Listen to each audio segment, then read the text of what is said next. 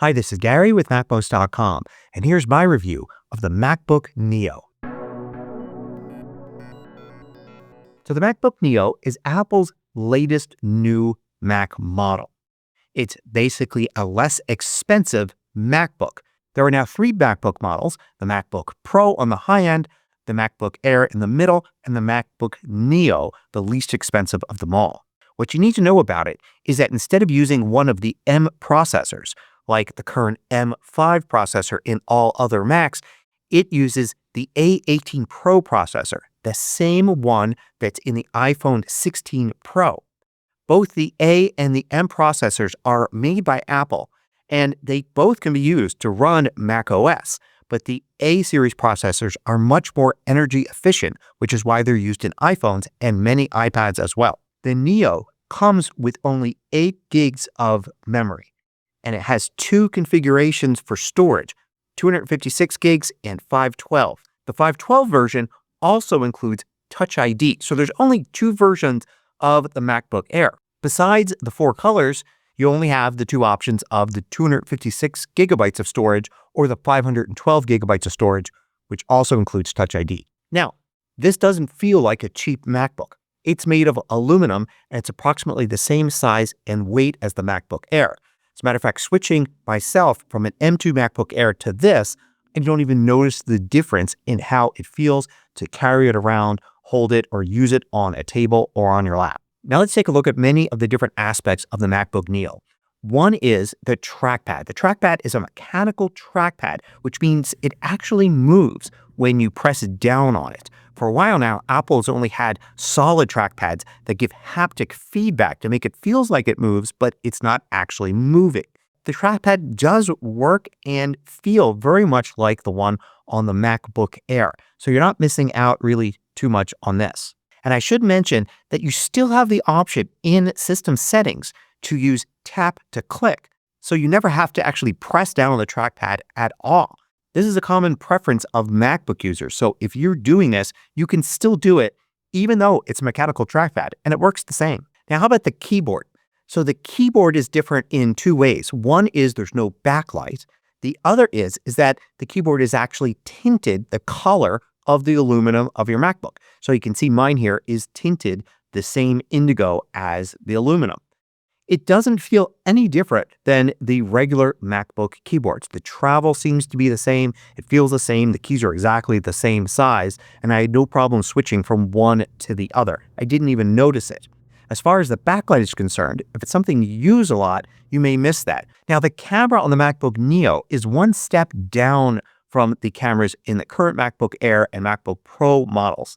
So it's basically the same as the camera from a few years ago. It's a 1080p camera, not the 12 megapixel camera that you currently get with the higher end MacBooks. But here's what it looks like just using it in regular conditions, and it seems to work fine. It's perfectly fine for online meetings. It's perfectly fine for lightweight content creation. Of course, if you're going to want anything more than that, you're probably using your iPhone's camera or some other camera anyway. Now, how about the audio? The mics in the MacBook Neo aren't as good as the higher end MacBooks, but they seem to work pretty well.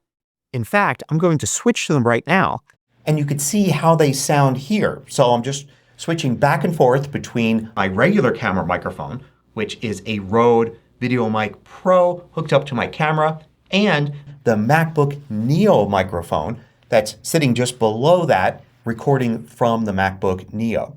So you can get an idea of how it sounds. Again, if you're doing content creation, you're probably using a separate external microphone anyway.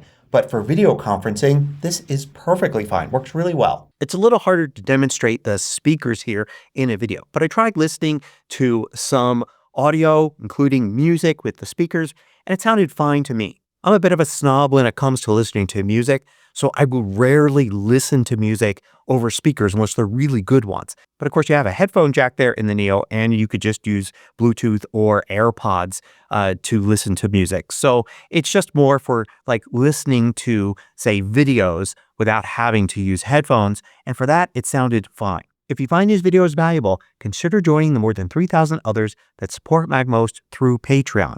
You get exclusive content, course discounts, and more.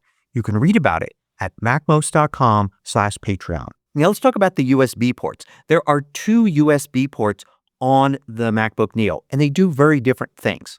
The one on the back has USB 3 speeds and can also be used to hook up an external display. So it's not Thunderbolt, but it's a combination USB 3 and DisplayPort port. The one on the front looks the same, but it's only USB 2 speeds. But you certainly can hook up some sort of hub or dock, especially to the back port, to have more USB peripherals if you really want. I did do some speed tests, and in general, with an SD card or flash drive plugged in to the USB ports, I found the speeds of the USB 3 port in the back were twice as fast as the one up front. They're actually many times faster than that, but of course the flash drives and SD cards themselves are kind of limited in their speed. But when I hooked up a really fast SSD drive to them, I found there was a huge difference. Transferring a 1.2 gigabyte file over the USB 2 port took 37 seconds. Transferring that same file over the USB 3 port took 2 seconds. So if you need fast speed, you definitely want to use the one towards the back. Note, either one of these could be used for power. There's no MagSafe port on the MacBook Neo. You have to plug in with USB. So if you're using something like an external drive with the MacBook Neo, you want to make sure you plug it into the USB 3 port and then use the USB 2 port for power. Now, the display isn't as nice as the MacBook Air. It doesn't have the range and brightness, but the MacBook Air isn't as nice as the MacBook Pro either. If you're, say, a pro photographer, you probably really want a MacBook Pro just to have that good screen. But for what the MacBook Neo is meant for, the screen is actually really good. It's perfectly bright in very bright conditions. You can see it just fine. You could see it from the side just fine as well if you need that. And it looks really good, and photos, videos, everything look great on it. Note that it doesn't have a notch at the top like the MacBook Air or MacBook Pro. Or it's more accurate to say it has a notch, but it goes all the way across. The bezel all the way around looks about even. So the camera's taking up space at the top there. You can hook up one additional display to the MacBook Neo. So you can continue to use the built-in display while you have a second display that can have more windows and apps and things on it. It worked perfectly well like that.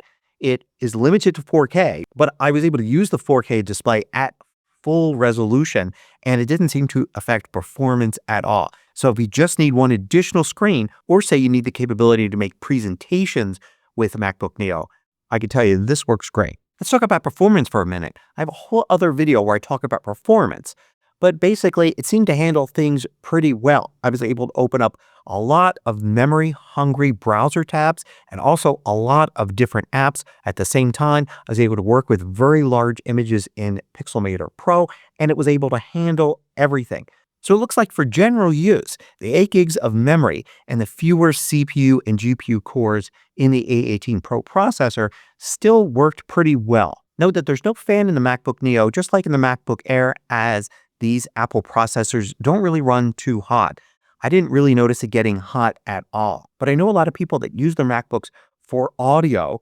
They like the MacBook Air because it doesn't have that fan. There's no danger of the fan starting up and then you hearing that on the audio. And the MacBook Neo is like that as well. Now, a lot of people are comparing the MacBook Neo to ChromeBooks, but there's a huge difference here. I want to make sure this is clear. The MacBook Neo runs macOS, the full Mac operating system. It also runs all Mac apps. This is not some sort of separate device here. It's a regular, normal Mac, unlike a ChromeBook, which doesn't run Windows. It runs a special operating system. So keep that in mind, as I'm getting a lot of people asking questions about like what operating system does this run and can it do this or that other Macs can do. The answer is basically yes. This is just a regular Mac. Let me talk about the battery for a minute as well. I've been using this for a few days, and I mostly use it on battery while moving around. I've used it in a few coffee shops. I've used it in my living room, all not plugged in. Even my performance tests I did without it plugged into power. And the battery has held up pretty well. It's very similar to my MacBook Air. For instance, using it for about 2 hours sitting on my lap doing light work used about 20% of the battery.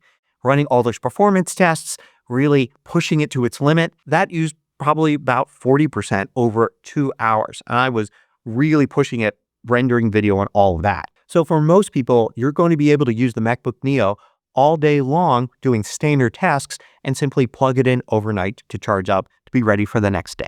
So you're probably wondering if the MacBook Neo is for you. Well, it's for several different types of Mac users. One is those that are on a budget. At $699 for the 512 gig version, it's a great budget MacBook. You're going to be able to use it for all general computer tasks and even some pretty power-hungry ones. You just may want to mind the browser tabs, and maybe if you're doing something really intense, like working with 4K video in Final Cut Pro or lots of tracks in Logic Pro, you may want to limit what other apps are running. But it should be able to handle normal use and occasional power user use as well. Now, besides those on a budget, there's another type of user that this will appeal to, and that's people like me. People who have a powerful Mac on their desktop, but also want a laptop to travel with or bring anywhere with them. And this works very well for that. Another type of user may be somebody that's not on a budget, but doesn't particularly need anything better than the MacBook Neo. For instance, if you're not concerned about having more memory or more storage or having a really nice MacBook Pro screen or any of the features of the MacBook Air or MacBook Pro, then you may find that the MacBook Neo is all you need, and you could save some money by getting it rather than having to spend more for, say, a MacBook Air and not use all of its features. Of course, a really big part of the user base is going to be students. And this is definitely a great student machine. And then, of course, students also get educational pricing, so you get $100 off. So it's $499 and $599 with the student discount. And of course, a lot of schools that use MacBooks in the classroom or in a computer lab, they're going to love this too because they get everything that they need for the students at a much lower price point. I do have one important recommendation though, and that is to get the higher end model. So the $699 model, not the $599 model. Why? Well, 250 gigs of storage is just not going to be enough for anybody unless you really don't use any storage at all. Like you don't take any photos, you don't use any videos, you don't download any apps or anything like that. Then you're going to want more than the base storage. The system takes up a huge chunk of it. And another big chunk is used for swap memory. So you're not left with much if you've got only 256 gigs of storage. 512 gigs isn't just double, it's much more than the base because the system and swap memory are still using the same amount. And of course, having Touch ID is also a great security feature, especially for a MacBook, where you're likely to be using it in public spaces, traveling with it, and everything. And if you look at the MacBook Neo and think that you want something better, like better than the 8 gigs of RAM, better than the 512 gigs of storage, better than the keyboard with no backlight, keep in mind Apple offers that. It's simply the MacBook Air, the next step, and the MacBook Pro, the step after that. There's no point in Apple having a higher end MacBook Neo.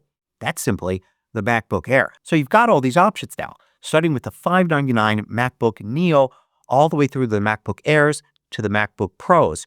You have tons of options to fit any need. Just pick the one that's right for you and your budget. I hope you found this useful. Thanks for watching. Want to know about every new MacMost video each week? Sign up for the absolutely free MacMost email newsletter at macmost.com/newsletter.